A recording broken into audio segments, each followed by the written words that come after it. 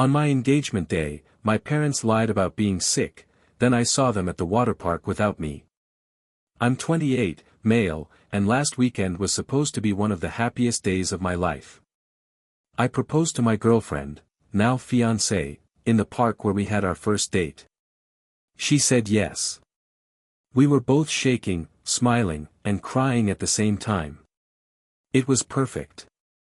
Part of what made me so excited was the thought of celebrating with my family afterward. I'm the youngest of 3 kids, and even though my relationship with my parents has had ups and downs, I've always imagined them being there for my big milestones. We had planned a small get-together at our favorite restaurant that evening. My fiancée's parents and siblings were coming, and I invited my mom, dad, my 2 sisters, and their kids. That morning, I got a text from my mom. "Hey honey, we won't be able to make it tonight. Your dad isn't feeling well, and we don't want to risk getting anyone sick. We'll celebrate another day. Send us a photo of the proposal." I was disappointed, but I understood, or at least I thought I did. My dad's in his 60s, and I figured maybe it was the flu or something. The evening went ahead with just my fiancée's family and a couple of my close friends. They were warm and supportive, but I couldn't help feeling a little sad my own family wasn't there. The Instagram discovery. Later that night, while we were back at our apartment, my fiancée went to the bathroom, and I was scrolling aimlessly on my phone. I don't know what made me open Instagram, maybe boredom, maybe habit. The very first thing on my feed was a photo posted by my sister. It was my entire family, mom, dad, both sisters, all their kids, smiling in swimsuits at a water park. The caption read, "Weekend with family red heart." It had been posted 3 hours ago. I stared at the photo for a long time. My dad, the one who was supposedly sick, had a huge grin on his face, holding a giant ice cream cone. My mom was in the lazy river behind him. It hit me all at once, they had lied. Not just a white lie to avoid the dinner, but a deliberate decision to choose a day of fun without me over showing up for one of the most important moments of my life. The confrontation. I didn't call right away. I knew if I did, I'd just end up shouting. The next day, I sent a short message in the family group chat. "Congrats on the fun day. Hope Dad's feeling better. Just wondering why you couldn't tell me the truth instead of pretending you were sick." My mom replied, "We didn't want to hurt your feelings. We already had the water park planned with your sisters and their kids. We thought you'd understand. You know we're not big on formal events." I just stared at the message, wondering what part of a son's engagement wasn't worth changing plans for. How I feel now. It's been almost a week. They haven't apologized. My sisters haven't said a word to me. My fiancé is furious on my behalf, but I feel more numb than anything. I'm realizing this isn't an isolated incident. My family has always made it clear, sometimes subtly, sometimes not, that my milestones aren't as important as my sisters'. Graduations, birthdays, promotions, they're always too busy or not feeling up to it. But a water park trip? That's worth showing up for. I don't know what this means for my relationship with them moving forward.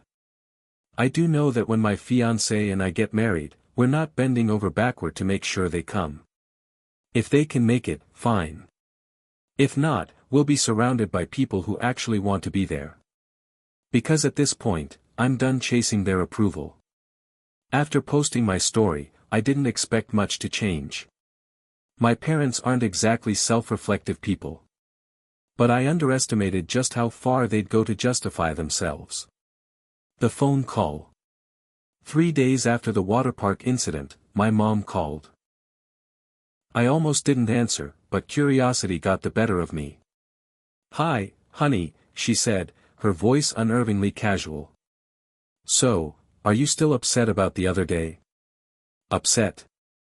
I said. "You lied to me. On my engagement day." There was a pause, then a sigh. "We didn't lie. We just didn't tell you everything." You know your sisters have been looking forward to this trip with their kids for weeks. It was already paid for. We didn't want to disappoint the grandkids. I actually laughed, not because it was funny, but because I couldn't believe what I was hearing. So you decided it was better to disappoint your son on one of the biggest days of his life than to reschedule a waterpark trip? Don't make it sound so dramatic, she snapped. We said we'd celebrate another time. It's not like you were alone, you had your fiancé's family there. My dad's turn. The next evening, my dad called. His tone was different, less defensive, more reasonable, but still condescending. Look, he said, your mother and I aren't into big events and formalities. That's just who we are.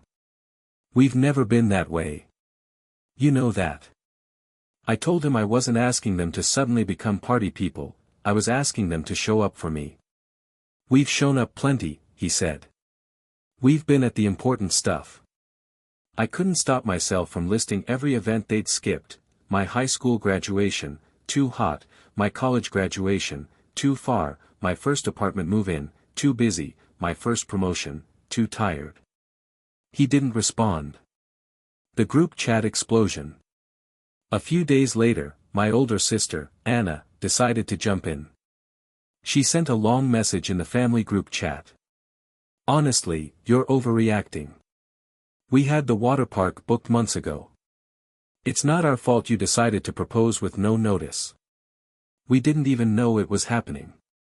That's when it hit me, they weren't sorry because they truly didn't think they'd done anything wrong. I wrote back. It doesn't matter when you booked it. If I'd known my brother or sister was getting engaged, I'd drop everything to be there. That's what family does. Anna replied with a laughing emoji. My younger sister, Kate, didn't say anything at all. My fiancé's family's reaction.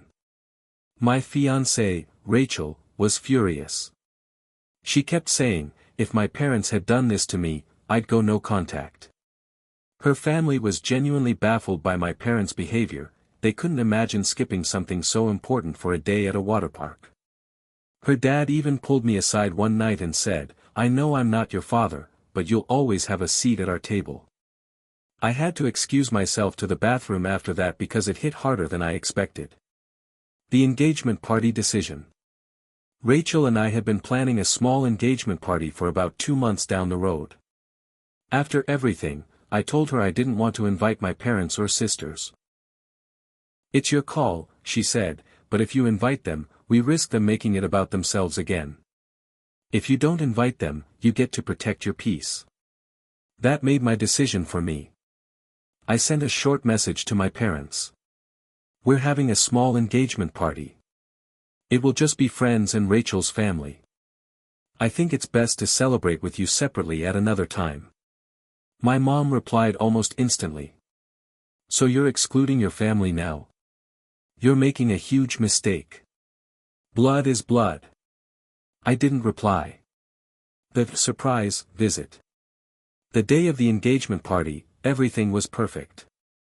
We had great food, decorations, and people who genuinely cared about us. Then, about an hour in, guess who walked through the door uninvited? My parents. They didn't even greet us, they went straight to Rachel's mom and started making small talk, like nothing had happened. Rachel was furious. I took them aside and told them this wasn't okay. We're your parents, my mom said. We have every right to be here. No, I said. You had every right to be there for me on my engagement day. You chose not to. This is our day, and you weren't invited.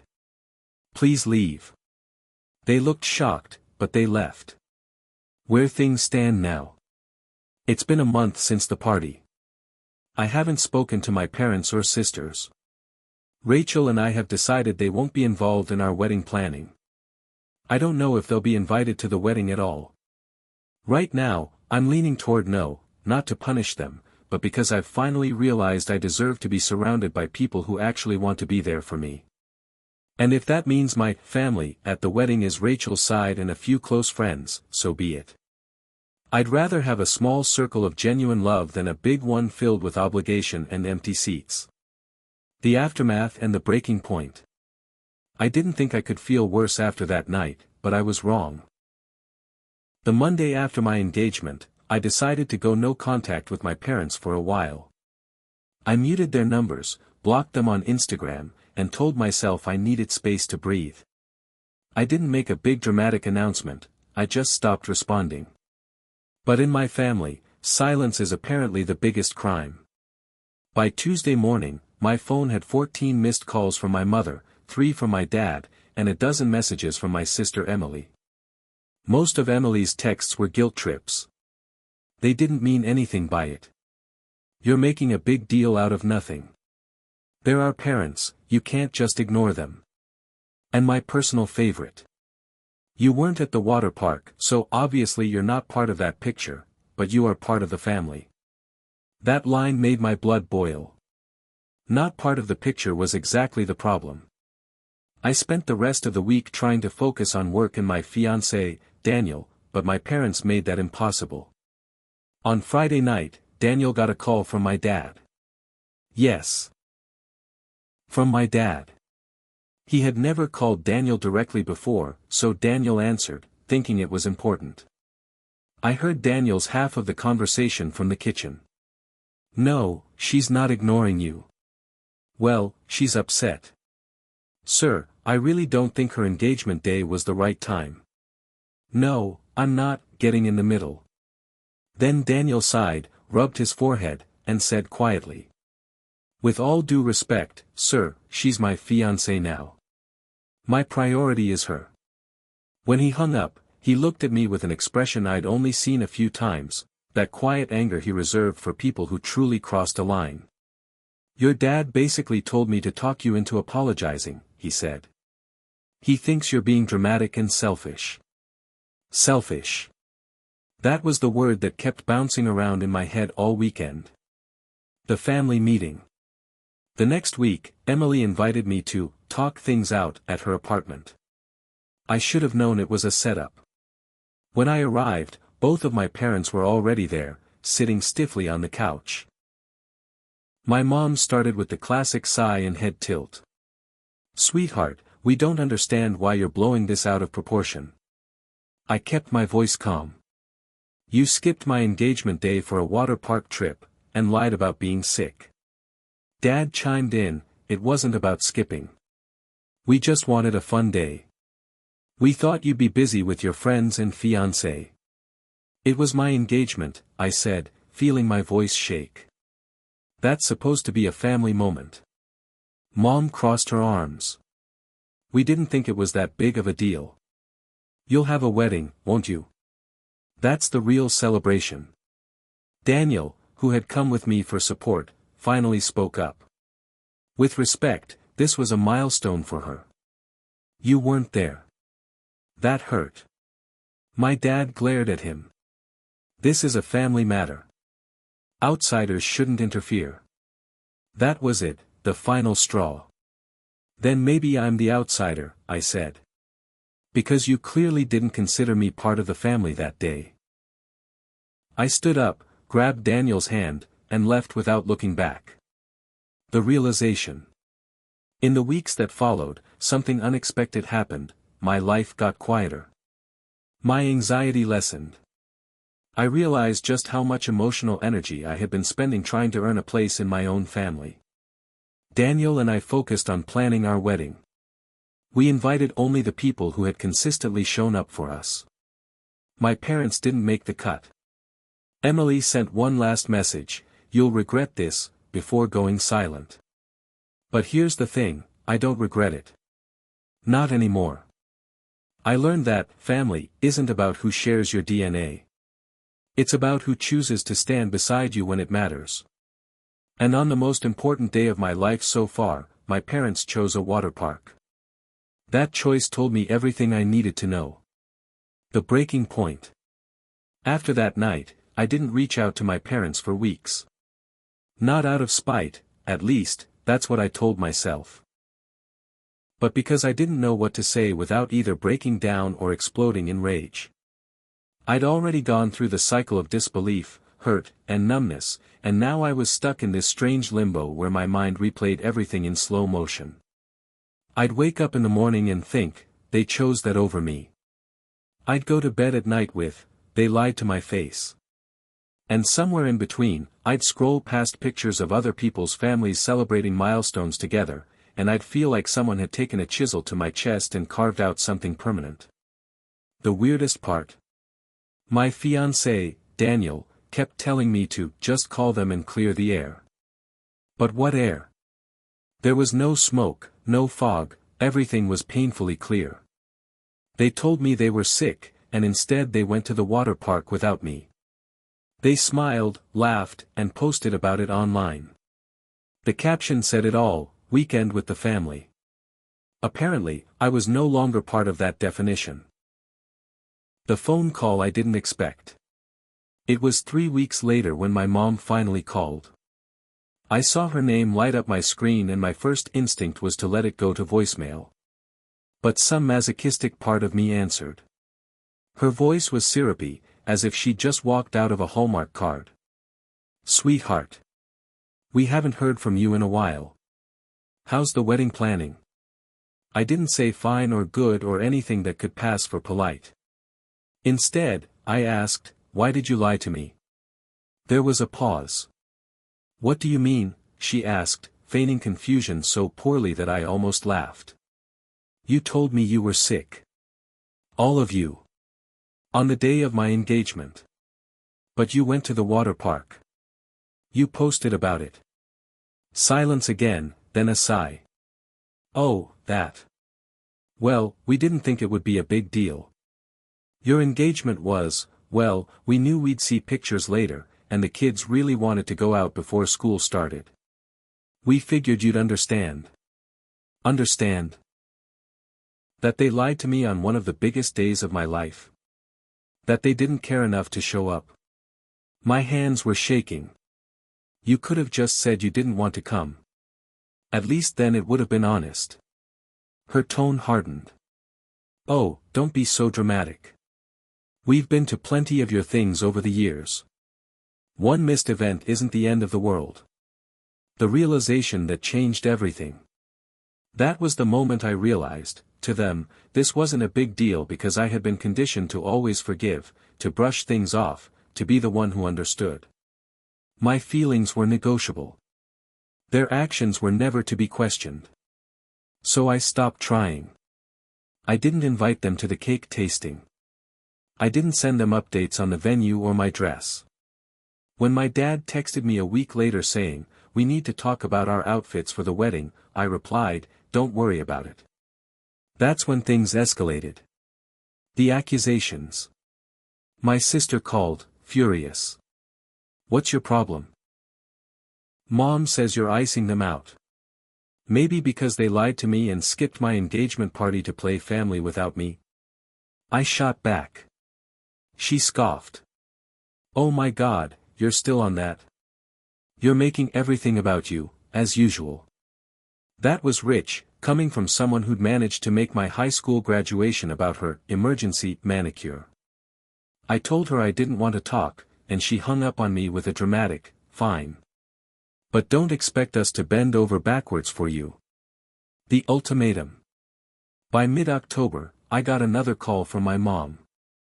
This time, there was no syrup in her voice. "We've decided that if you're going to hold a grudge, maybe it's better if we don't come to the wedding. We're not going to be walking on eggshells all day." I was stunned, not because of the ultimatum itself, but because of how quickly they were willing to weaponize it.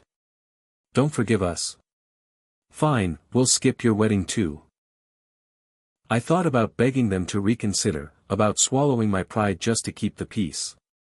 But then I remembered their smiling faces in that photo, the one that was supposed to be a sick day. I remembered the caption, "Weekend with the family," and how I wasn't even a footnote. So I told her, "Okay. Don't come."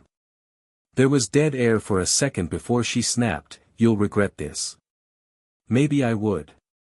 But at least it would be my choice. The fallout. Word spread quickly through extended family. Suddenly, I was the ungrateful bride who had disinvited her parents. I stopped getting Facebook messages from my cousins. My aunt, who'd always been warm, sent me a single text: "You should apologize. They're still your parents." But I wasn't going to apologize. Not this time. Not for drawing a line after decades of being the one expected to understand, to forgive, to bend. When Daniel and I mailed the wedding invitations, their names weren't on the list.